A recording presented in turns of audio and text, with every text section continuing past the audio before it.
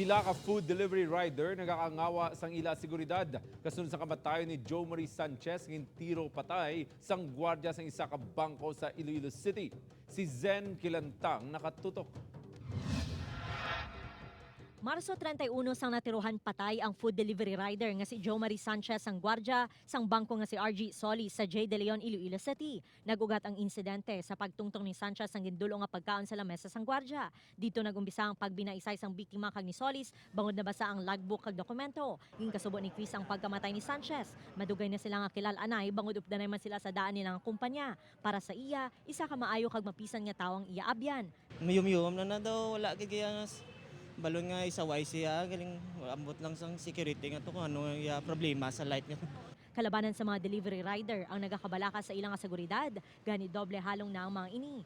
Gahalong lang kami mayo mami kag kung pwede man lang hindi na kami magsulod sa mga ginadelibera namon nga nga mga establishment or mga buildings bla para hindi na kami maka-encounter sa nga moto nga tabo eh.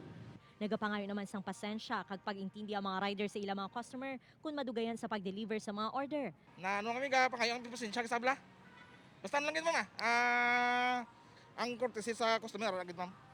Nagapabilin nga napreso sa karsel sang Police Station 1 si Solis matapos nga napasaka na sang pamilya Sanchez ang kaso nga murder batok sa iya. Upod kay Romel Porquia, Zen Kilantang, One Western Visayas.